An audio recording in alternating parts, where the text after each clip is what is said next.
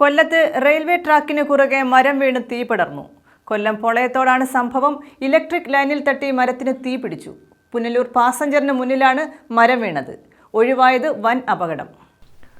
Vanchinad express കടന്നുപോയതിന് തൊട്ടു പിന്നാലെ പാളത്തിലേക്ക് മരമൊടിഞ്ഞു വീണു. കൊല്ലം റെയിൽവേ സ്റ്റേഷന് സമീപം കപ്പലണ്ടിമുക്കിനും പോളയത്തോട്ടിനുമിടയിൽ ഞായറാഴ്ച രാത്രി 7:15-ഓടെയാണ് അപകടമുണ്ടായത്. മരം വീണ് റെയിൽവേയുടെ വൈദ്യുത ലൈൻ പൊട്ടുകയും തീപിടിക്കുകയും ചെയ്തു. അല്പനേരത്തേക്ക് തീ ആളിക്കത്തി.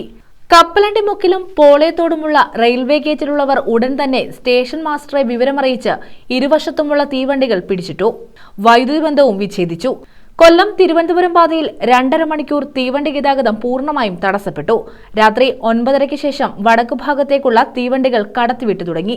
തിങ്കളാഴ്ച പുലർച്ചെയോടെ മാത്രമേ തിരുവനന്തപുരം ഭാഗത്തേക്കുള്ള ഗതാഗതം പുനഃസ്ഥാപിക്കാനാകൂ എന്നാണ് റെയിൽവേ വൃത്തങ്ങൾ നൽകുന്ന സൂചന.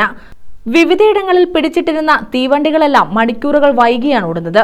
പോളയത്തോട് ശ്മശാനത്തോട് ചേർന്ന് കൊല്ലം കോർപ്പറേഷന്റെ പുരയിടത്തിൽ നിന്ന വലിയ മഹാഗണിയാണ് തീവണ്ടി പാളത്തിലേക്ക് വീണത്. കൊല്ലം തിരുവനന്തപുരം പാതയിൽ ഇടതുവശത്തെ പാളത്തിനാണ് കൂടുതൽ നാശനഷ്ടം സംഭവിച്ചത്. ഇവിടെ വൈദ്യുത ലൈൻ പൂർണ്ണമായും തകർന്നു. വലതുവശത്തെ വൈദ്യുത ലൈൻ ഭാഗികമായും തകർന്നിട്ടുണ്ട്. 8 മണിയോടെ സ്ഥലത്തെത്തിയ റെയിൽവേ ജീവനക്കാരും തൊഴിലാളികളും തീവ്ര പരിശ്രമത്തിനൊടുവിലാണ് 9:30-ഓടെ മരം മുറിച്ചു നീക്കി വലതുവശത്തെ വൈദ്യുതി ലൈൻ പ്രവർത്തനക്ഷമമാക്കിയത്. ന്യൂസ് ബ്യൂറോ, കൊല്ലം.